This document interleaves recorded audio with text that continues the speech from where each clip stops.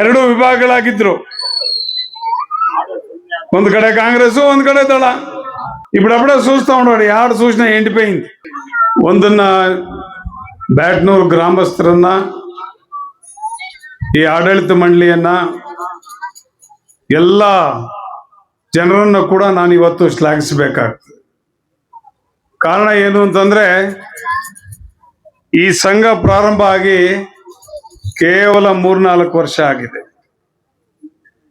3-4 నేను చెప్తా ఉన్నా కదా, ಈ ಸಂಘ ಪ್ರಾರಂಭ ಆಗಿ 3-4 ವರ್ಷ ಅಂದ್ರೆ 3.5 ವರ್ಷ ఆಗಿದೆ. 3.5 ವರ್ಷಕ್ಕೆ నేను చెప్తాను, మళ్ళీ వస్తాను, నీకేం కావాలి చేద్దాం. నేను ఎలా అనేది నాకు తెలుసు, నువ్వు మాట్లాడతాను. మా ఎమ్మెల్యే వాళ్ళు మాట్లాడేటప్పుడు దానికి అన్ని చెప్తారు, చేస్తాను. అందుకే 3.5 ವರ್ಷದಲ್ಲಿ ಈ ತಾಲೂಕಿನಲ್ಲಿ ಯಾರು ಕೂಡ ಬಿಲ್ಡಿಂಗ್ ಕಟ್ಕೊಂಡಿಲ್ಲ.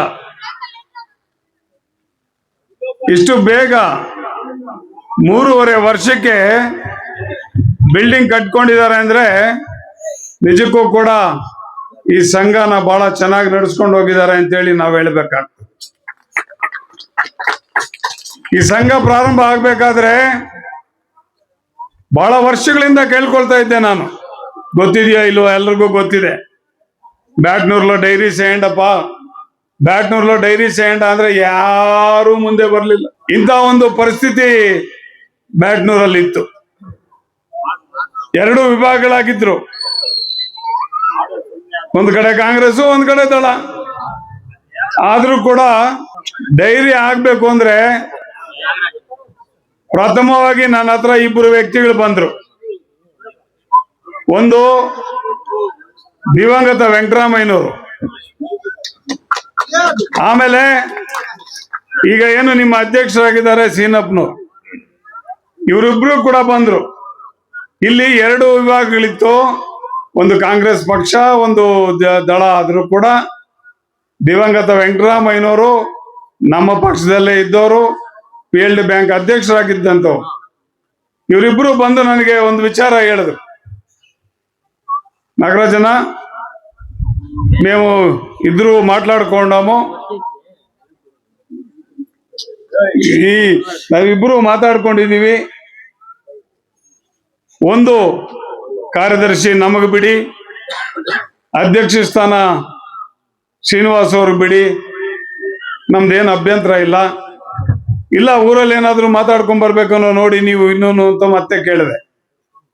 ಇಲ್ಲ ನಾವೆಲ್ಲ ಮಾತಾಡ್ಕೊಂಡು ಬಂದಿದ್ದೀವಿ, ನೀವು ಈ ರೀತಿ ಮಾಡು ಅಂತಂದ್ರು. ಆ ರೀತಿ ಮಾಡಿದ್ದಾದ್ಮೇಲೆ ಪ್ರಾರಂಭ ಮಾಡಿದ ಮೇಲೆ ಮತ್ತೆ ಎಲ್ಲ ತೊಂದರೆಗಳು ಬಂತು. ಉಂಡೆ చెప్తా ఉన్నాను. ಮತ್ತೆ ಎಲ್ಲರನ್ನೂ ಕರೆಸಿ ಹೇಳಿದೆ. ಅಂದ್ರೆ ಅವ್ರಿಗೆ ಗೊತ್ತಿರ್ಲಿಲ್ಲ, ವೆಂಕಟರಾಮಯ್ಯನವರು ಮಾತು ಕೊಟ್ಟಿದ್ದು ಅವ್ರಿಗೆ ಗೊತ್ತಿರ್ಲಿಲ್ಲ. ನಾನು ತದನಂತರ ಹೇಳಿದೆ, ನೋಡಪ್ಪ, ಅವರು ಹಿರಿಯರು ತೀರ್ಕೊಂಡಿದ್ದಾರೆ, ಅವ್ರ ಆಸೆನ ನಾವು ಮಾಡೋದು ಬೇಡ. ಅವರು ನನ್ನ ಹತ್ರ ಹೇಳಿದ್ದಾರೆ, ಏನು ಅಧ್ಯಕ್ಷರಾಗಿ ಶ್ರೀನಿವಾಸ್ ಅವರು ಇರ್ಲಿ, ಕಾರ್ಯದರ್ಶಿಯಾಗಿ ವೇಣು ಅವರು ಇರ್ಲಿ ಅಂತೇಳಿ ಹೇಳಿದ್ದಾರೆ ಅಂತೇಳಿ ಹೇಳಿದ್ಮೇಲೆ ಎಲ್ಲರೂ ಕೂಡ ಒಪ್ಕೊಂಡು, ಮತ್ತೆ ಅನೇಕ ತೊಂದರೆಗಳು ಬಂದರೂ ಕೂಡ ಈ ಒಂದು ನಾವು ಡೈರಿಯನ್ನ ಪ್ರಾರಂಭ ಮಾಡಿದ್ವಿ. ಇವತ್ತು ನೋಡಿ ಸಂತೋಷವಾಗಿ ಎಷ್ಟು ಜನ ಸೇರಿದ್ದೀವಿ. ಏನು ನಾವು ಇವತ್ತು ಬರೀ ಒಂದು 4 ವರ್ಷಕ್ಕೆ ಅತ್ಯುತ್ತಮವಾದಂತ ಒಂದು ಡೈರಿ ಕಟ್ಟಡವನ್ನು ಕೂಡ ನಾವು ಇವತ್ತು ಸ್ಥಾಪನೆ ಮಾಡ್ಕೊಂಡಿದ್ದೀವಿ. ಒಂದು ಸಹಕಾರಿ ಸಂಸ್ಥೆಯ ಡೈರಿಯನ್ನ ಪ್ರಾರಂಭ ಮಾಡಿದ್ರೆ ಏನ್ ಅನುಕೂಲ ಇರುತ್ತೆ ಅನ್ನೋದನ್ನ ಇದೊಂದು ನಿದರ್ಶನ. తెలుగులో మాట్లాడాలా? ఏమి ఈ పొద్దు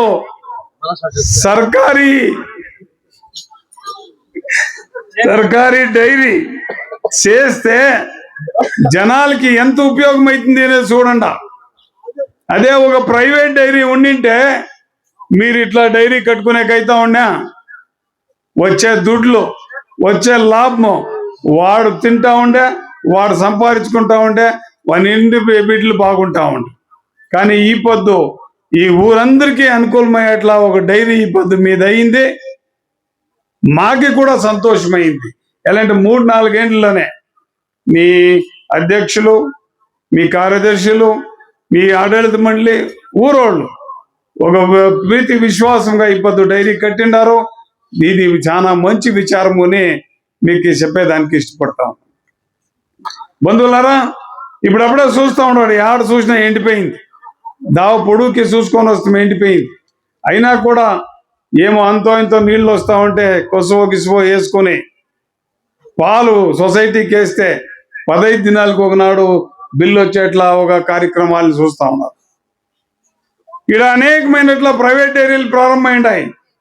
యాదో దోడ్ల అనంట, తిరుపతినంట, యాదో తిరుమల అనంట, అంత 3 నామాలు వేసేదానికి రైతులకి. ఈ డైరీల్ని నడిపే వాళ్ళు ఏమున్నా వాళ్ళు బలిష్టంగా అవుతారు.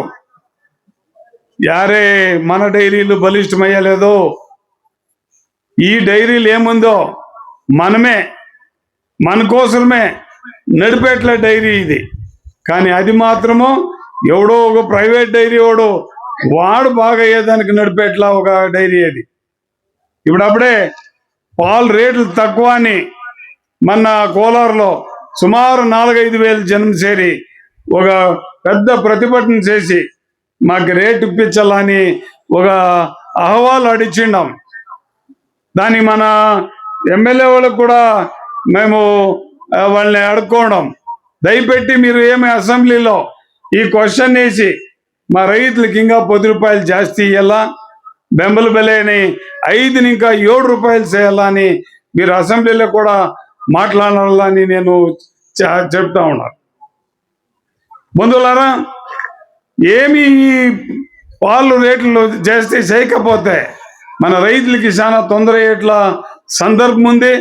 దాన్ని ఇంకా ఇది చేయాలని ఏమి మన సర్కారు ముఖ్యమంత్రుల్ని కూడా మేము ఒక అర్జీ ఇచ్చిండాము.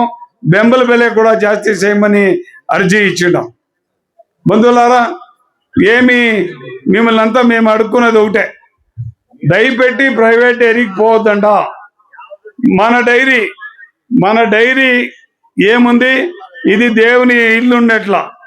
ఈడ యావదే జాతిలే, యావది ఇది లేదు, అందరూ వేసేట్లా ఒక స్థానం ఇది. ఇట్లా దీన్ని బాగా చేసుకొని పోండా, బాగా చేసుకొని పోతే మీకే మంచిది అని చెప్పి నా 2 మాటలు ముగిస్తా ఉన్నాను. జై హింద్, జై కర్ణాటక.